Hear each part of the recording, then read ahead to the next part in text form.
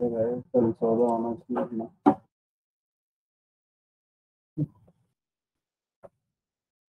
Good afternoon, everybody. Welcome to our investor awareness program on Good.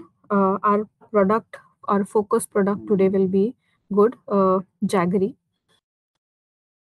So before I begin the session, आप सभी जो है listen और view mode में रहेंगे, और अगर आपको कोई भी क्वेरी है तो आप सेशन के एंड में आपके जो Q&A ऑप्शन है वहाँ पे आप आपका क्वेश्चन पोस्ट कर सकते हैं।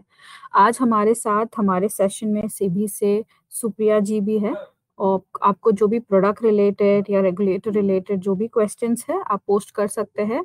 हम सेशन खत्म होने के बाद क्वेश्चन आंसर राउंड करेंगे। बिफोर गुड के बारे में बात करने से पहले हम थोड़ा कमोडिटी डेरिवेटिव मार्केट जो है, इकोसिस्टम जो है, इसका एक ओवरव्यू देखते हैं, इसको समझते हैं। सो कमोडिटी एक्सचेंजेस जो है जो इवॉल्व हुए हैं, ये कमोडिटी डेरिवेटिव मार्केट्स कोई नया नहीं है। कमोडिटी जो ट्रेडिंग है वो as early as 19th century से स्टार्ट हुआ है, जहाँ पे पहला अपना Bombay cotton trade association establish हुआ था, और फिर उसके बाद 1910 1930 के पीरियड में बहुत सारे regional exchanges, regional commodity exchanges भी लॉन्च हुए थे, जैसे कि ऑयल सीड्स, रॉ जूट वगैरह। उसके बाद इन मार्केट्स को रेगुलेट करने फॉरवर्ड मार्केट कमीशन जो है एस्टैब्लिश किया गया था 1953 में। उसके बाद जो इंडियन एग्रीकल्चरल इकोसिस्टम है, उसमें चेंजिंग एग्रीकल्चरल इकोसिस्टम की वजह से वहाँ पे latter half of the 20th century हमने बहुत सारे बैन्स भी देखे थे कमोडिटी मार्केट्स में। और फिर 2001 में गवर्नमेंट ऑफ इंडिया ने लिस्ट ऑफ कमोडिटी डेरिवेटिव्स जो कमोडिटीज अलाउ किया था वो 2001 में उन्होंने दिया था। फॉलोइंग विच लेटर 2003 में फ्यू मल्टीनेशनल कमोडिटीज जो है उन्होंने उनका एस्टैब्लिशमेंट हुआ था, और 2015 में सितंबर 2015 में सेबी ने टेक ओवर किया था as the regulator from FMC. ये एक स्ट्रक्चर है कमोडिटी एक्सचेंजेस का इंडिया में। तो बेसिकली वो मिनिस्ट्री ऑफ फाइनेंस के अंदर आते हैं, जिसमें सेबी है, securities and exchange board of India, और सेबी को सारी नेशनल एक्सचेंजेस जो है they are directly under SEBI, और जो नेशनल एक्सचेंजेस है वो एनसीडीएक्स, एमसीएक्स, आईसीएक्स, एनएससी और बीएससी है। और एज ऑन डेट अब हमारे पास जो है 91 कमोडिटीज है जिनको परमिशन है कमोडिटी डेरिवेटिव्स मार्केट में ट्रेड करने के लिए एज पर एससीआरए एक्ट। जैसे कि मैंने बताया था, सितंबर 2015 में सेबी ने टेक ओवर किया था as the regulator, and SEBI के टेक ओवर करने के बाद बहुत सारे चेंजेस आए हैं, बहुत सारे प्रोडक्टिव स्टेप्स लिए गए थे। ये जो कमोडिटी मार्केट्स है, कमोडिटी इकोसिस्टम है, इसको डेवलप करने के लिए, और जून 2017 में पहला सेबी ने जो है ऑप्शंस अलाउ किया है कमोडिटी डेरिवेटिव मार्केट्स में ट्रेड करने के लिए, ऑप्शन एज अ प्रोडक्ट। और जो कैटेगरी 3 AIFs है उनको भी अलाउ किया था। और उसके बाद सितंबर 2017 में सेबी ने जो है जो ब्रोकरेज आर्म्स है, इक्विटी और कमोडिटी के जो ब्रोकिंग आर्म्स है, वो पहले अलग अलग ब्रोकिंग रजिस्ट्रेशंस थी जिनको उन्होंने इंटीग्रेट कर दिया है, और बैंक सब्सिडरीज को भी अलाउ किया है कमोडिटी डेरिवेटिव प्रोडक्ट्स को डिस्ट्रीब्यूट करने, और बैंक्स को भी अलाउ किया है पार्टिसिपेट करने एज प्रोफेशनल क्लियरिंग मेंबर्स। और फिर सितंबर 2018 में फॉरेन पार्टिसिपेंट्स को जो है उनको भी अलाउ किया है इंडियन कमोडिटी मार्केट्स में ट्रेड करने, जिनका एक्चुअली फिजिकल मार्केट्स में एक्सपोजर है, उनको अलाउ किया है अपना फिजिकल पोजीशन हेज करने के लिए। और ये लोगों को जो है हम कमोडिटी मार्केट्स में बेसिकली EFEs के नाम से के नाम से इनको एक एक्रोनिम दिया गया है, eligible foreign entities to participate in Indian commodity exchanges. And then coming to March 2019 mutual funds और जो पीएमएस है पोर्टफोलियो मैनेजमेंट सर्विसेज को भी अलाउ किया है कमोडिटी डेरिवेटिव मार्केट्स में ट्रेड करने। एंड फाइनली जून 2019 में जो मोस्ट फेवर्ड कमोडिटी है जैसे कि इंडाइसेस जो है उनको भी अलाउ किया है कमोडिटी मार्केट्स में।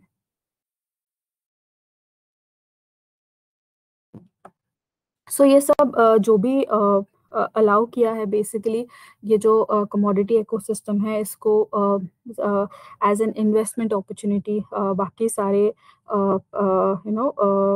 एरियाज में इन्वेस्टमेंट इंक्रीज करने के लिए कमोडिटी मार्केट्स को डेवलप करने के लिए ये सारी रेगुलेटरी मेजर्स लिए गए थे।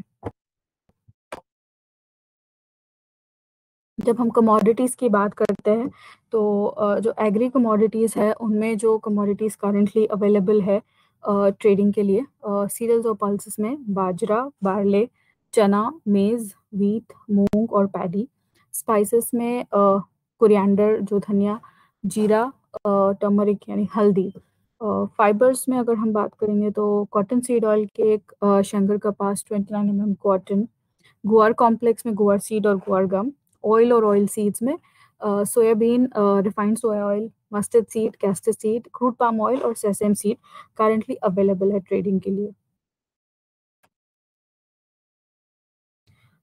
कमोडिटी मार्केट्स और फाइनेंशियल डेरिवेटिव्स में कुछ डिफरेंसेस है जो इनको डिफाइन करते हैं। ये डिफरेंसेस भी हम समझेंगे बिकॉज बेसिकली ये इन मार्केट्स को डिफाइन करते हैं। जैसे कमोडिटी डेरिवेटिव्स में जो सेटलमेंट होता है वो एक्चुअल डिलीवरीज के थ्रू होता है अनलाइक फाइनेंशियल डेरिवेटिव्स जहाँ पे कैश सेटल्ड होता है। और कमोडिटी डेरिवेटिव्स में quantity and quality differences exist करती है because they are physical commodities and they are tangible, whereas financial derivatives में quantity और quality differences exist नहीं करती है। अगेन कमोडिटी डेरिवेटिव्स में आपका जो कॉस्ट है होल्डिंग कॉस्ट वो आपका असेंग टेस्टिंग असेंग यानी कि quality testing, warehousing, storage and insurance cost जो है ये सब मिलके आपके होल्डिंग कॉस्ट या कैरी कॉस्ट बनते हैं। फाइनेंशियल डेरिवेटिव्स में ओनली जो इंटरेस्ट कॉस्ट है वही मेजरली प्ले करता है as a holding cost. Again commodity markets में जो कमोडिटीज है वो फिजिकल सीजनल इन नेचर है बेसिकली। जैसे एक सीजन में उनका प्रोडक्शन होता है और फिर अगले सीजन तक उनका डिमांड पे डिपेंडेंट रहता है। Supply demand plays a major role because वो सीजनल इन नेचर है। Unlike financial derivatives cash markets जो है वो throughout the year active रहती है, वह पेरिनियल इन नेचर है, कोई सीजनल रिक्वायरमेंट नहीं होता है इनमें।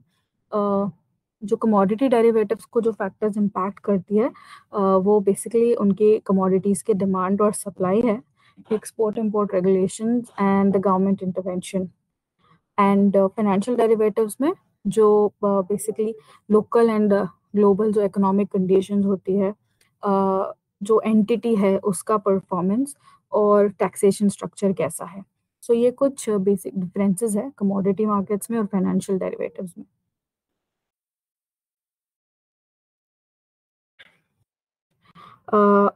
अभी जैसे हमने देखा कमोडिटी डेरिवेटिव्स में व्हाट इम्पोर्टेंट फैक्टर्स क्या है जो मार्केट को डिफाइन करती है, प्रोडक्ट को डिफाइन करती है। तो जैसे कि गुड जो हमारा एक कमोडिटी है जो 15 दिसंबर यानी कि कल ये लॉन्च होने वाला है, इसका सर्कुलर हमने ऑलरेडी दे दिया है, कल से ये ट्रेडिंग के लिए अवेलेबल रहेगा। तो इस प्रोडक्ट के कुछ फंडामेंटल्स जैसे कि सप्लाई डिमांड और प्रोडक्ट के कॉन्ट्रैक्ट स्पेसिफिकेशंस क्या है इसके बारे में हम अभी विल सी।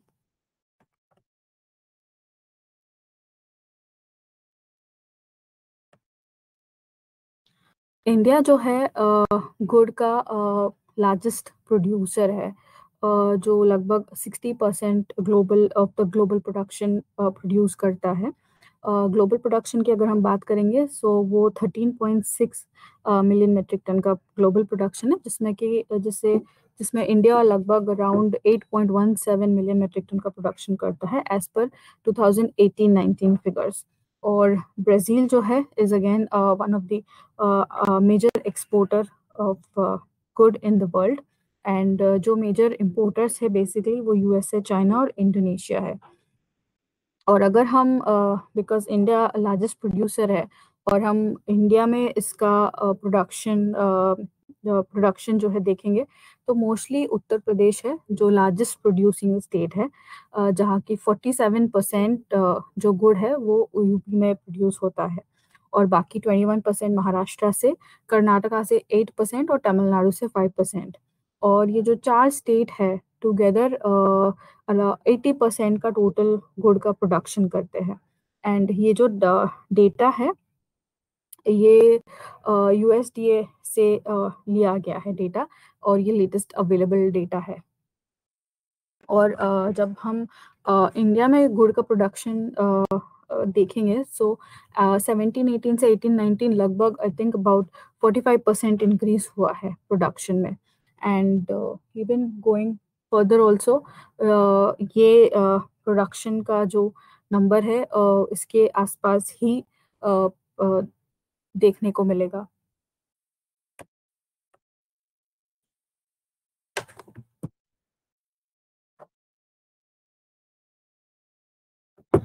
अ, जो गुड़ है वो शुगर केन से निकलता है basically. It's a product of sugar cane से बनता है जो गुड़ बनता है। सो शुगर केन का ही जो हार्वेस्ट है वो समझना इम्पोर्टेंट है because gur is a product of sugar cane. और जो शुगर केन है गन्ना, वो जो है उसका जो ओवरऑल प्रोडक्शन हार्वेस्टिंग है नॉर्मली अक्टूबर, नवंबर, दिसंबर, जैन, फेब, मार्च के पीरियड में होता है। अगर हम गुड़ की जो अराइवल्स है 2013-14 से 18-19 का अगर हम डेटा देखेंगे तो आप देख सकते हैं कि मेजॉरिटी जो है अराइवल्स हर ईयर में उत्तर प्रदेश में मैक्सिमम अराइवल्स रही है।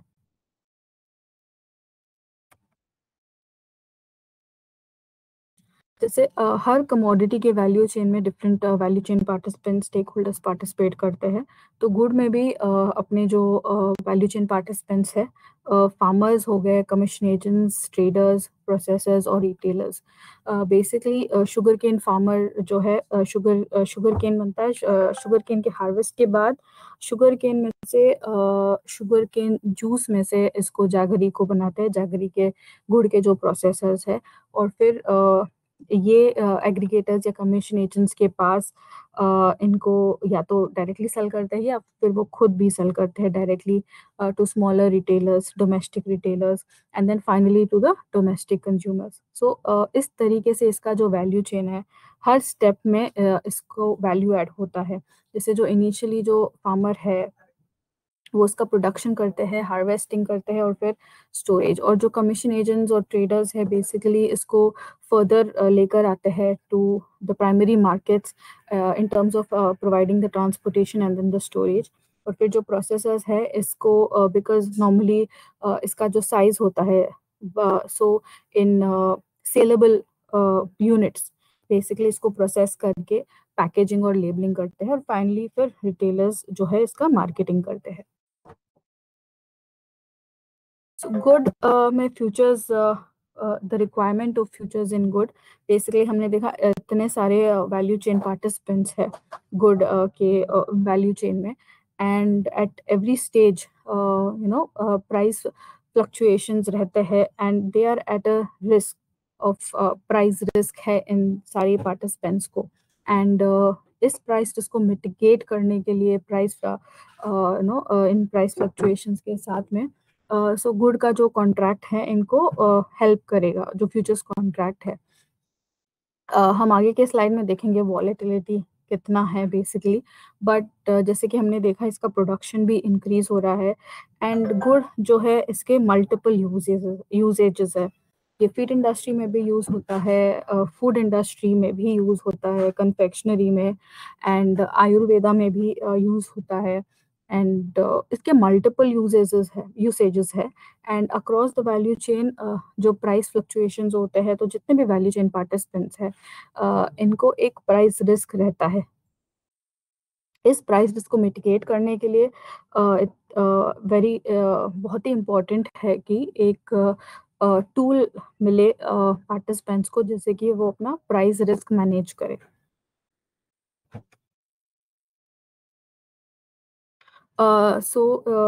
जो गुड का कॉन्ट्रैक्ट था वो इसका जो आप कोरिलेशन देखोगे स्पॉट प्राइस का और फ्यूचर्स प्राइस का, तो आप देख सकते हैं कि मोस्टली कोरिलेटेड है दोनों के प्राइसेस। ये हमने लास्ट अप टू जनवरी 2015 हमने ये चार्ट को प्लॉट किया है, एंड मोस्टली द प्राइसेस जो है कोरिलेटेड है। और अगर हम वोलेटिलिटी की बात करेंगे, सो 2016-17 में 17.5% था, और 17-18 में 19.2%, और 18-19 में 19.2%। और कमोडिटीज में ये बहुत ही हाई माना जाता है, जो वॉलेटिलिटी है 19.2% या 17.5%। एंड इस वॉलेटिलिटी से प्रोटेक्ट करने के लिए फ्यूचर्स कॉन्ट्रैक्ट और price risk management tool hedging बहुत ही इंपॉर्टेंट हो जाता है पार्टिसिपेंट्स के लिए। अभी अभी जैसे हमने देखा इसका प्रोडक्शन वगैरह, प्रोडक्शन और demand, so basis this futures contract design किया गया है। यूपी जो है सबसे लार्जेस्ट प्रोड्यूसिंग सेंटर है। 47% इंडिया का जो गुड़ का प्रोडक्शन होता है वो यूपी से आता है। और इसको ध्यान में रखते हुए मुजफ्फरनगर जो है, जो बेंचमार्क मार्केट माना जाता है गुड़ के लिए, तो वो हमारा जैसे बेसिस सेंटर है। और मुजफ्फरनगर बहुत ही बड़ा प्रोडक्शन सेंटर है गुड़ के लिए, और बहुत सारे प्रोसेसिंग यूनिट्स भी है, एंड गुड इंफ्रास्ट्रक्चर भी जो है वहाँ पे अवेलेबल है। ये गुड के कॉन्ट्रैक्ट स्पेसिफिकेशंस है। सो जो यूनिट ऑफ ट्रेडिंग रहेगा वो 10 मेट्रिक टन, और डिलीवरी यूनिट 10 मेट्रिक टन रहेगा। Maximum order size 500 metric ton, और जो कोटेशन है वो ₹40 पर केजी का प्राइस कोटेशन रहेगा। और टिक साइज 0.50 पैसे का टिक साइज है। और जो क्वांटिटी वेरिएशन है ±5% जो डिपॉजिट के लिए।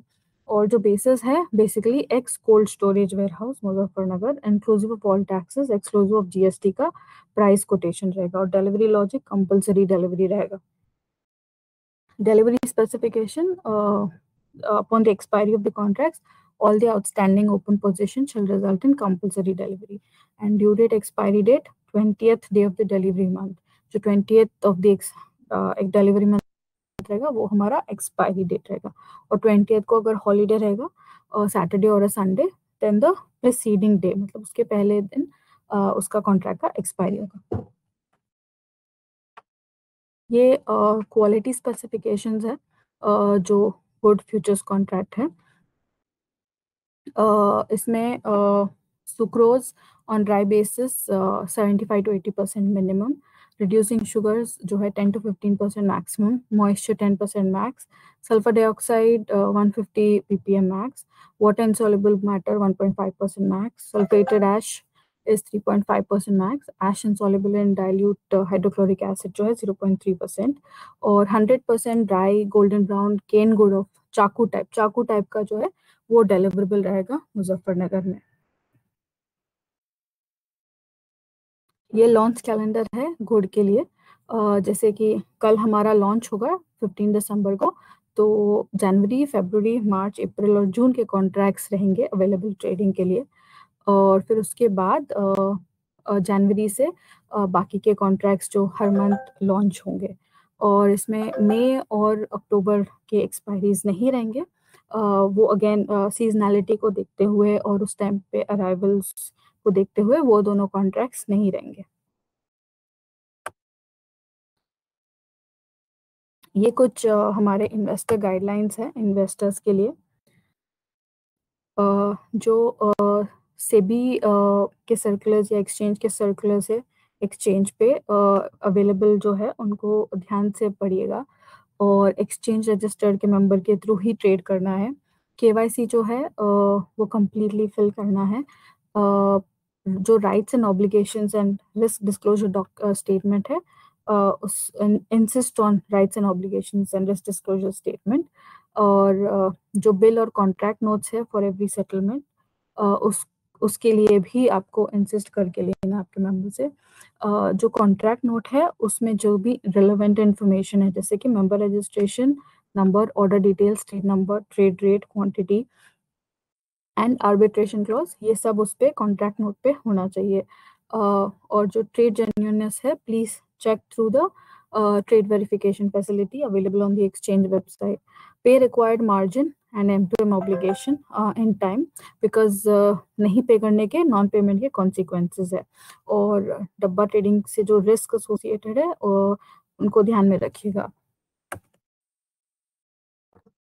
और जो स्टेटमेंट ऑफ ट्रांजैक्शंस है जो मेंबर और होल्डिंग डिपॉजिटरी पार्टिसिपेंट्स के पास से आता है, उसको प्लीज वेरीफाई कीजिएगा। कोई भी डिस्क्रिपेंसी होता है तो इमीडिएटली उनको एस्केलेट कीजिएगा। एंड देन जो भी आप चेक्स देते हैं वो अकाउंट पे ही चेक ही देना, और ब्रोकर का जो भी नाम है वो वही होना चाहिए जो सेबी रजिस्ट्रेशन सर्टिफिकेट पर लिखा हुआ। Insist on periodical statement of accounts and funds and securities from the broker. Check accounts and notify brokers of any discrepancies. Funding from unauthorized intermediaries aren't covered under exchange settlement guarantee mechanism of the exchange. ये जो हमने dos देखे, मतलब इसके opposite है basically don'ts.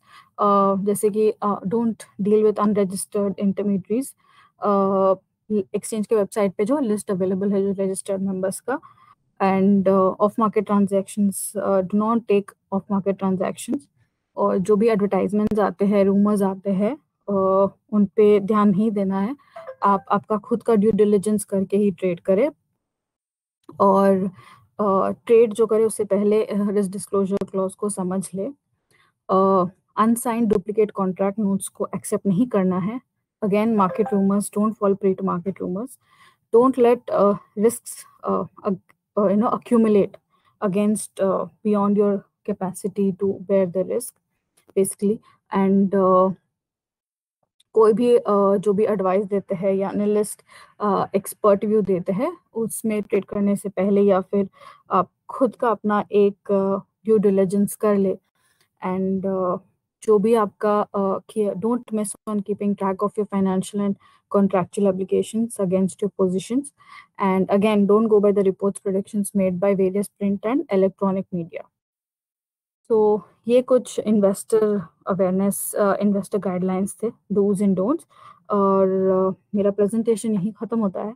किसी को कोई भी क्वेरीज है तो I will be happy to take them. And जैसे मैंने पहले बोला, हमारे साथ से भी मिस सुप्रिया जी है, तो आप सभी के लिए भी कुछ भी अगर डाउट है तो क्यू एंड ए ऑप्शन में आप आपका क्वेश्चन पोस्ट कर सकते हैं।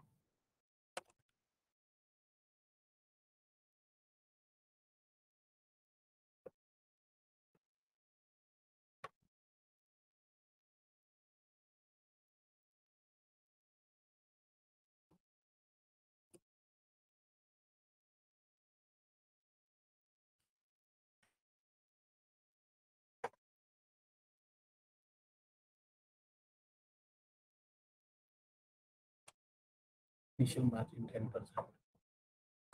सो क्वेश्चन में मार्जिन के लिए पूछा है। सो इनिशियल मार्जिन सर 10% है।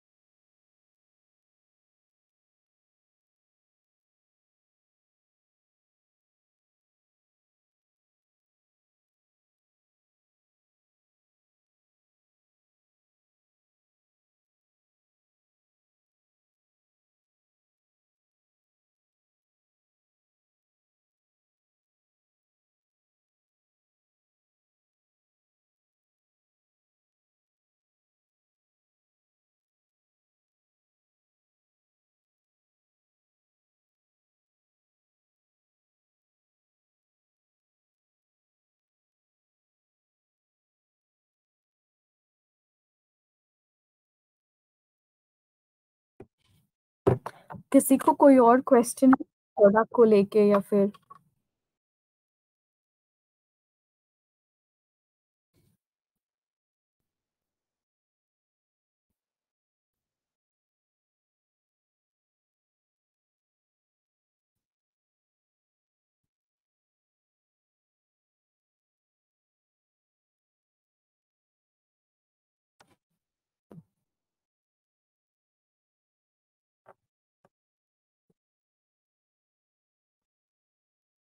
सो कल से गुड का फ्यूचर्स अवेलेबल रहेगा ट्रेडिंग के लिए। आप सभी से रिक्वेस्ट है और आप सभी प्रोडक्ट को और समझे, और अगर कोई भी डाउट है तो हमारा जो ईमेल आईडी है आस्क पे आपका क्वेरी भेज सकते हैं।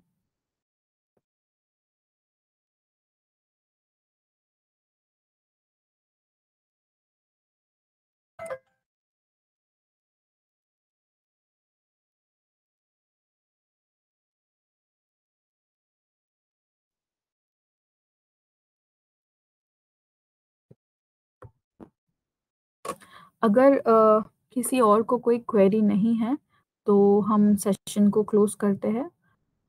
मैं आप सबको वापस थैंक यू बोलना चाहूँगी। आप सबने आपका कीमती टाइम निकाला और हमारा ये सेशन अटेंड किया। Thank you so much and have a good evening.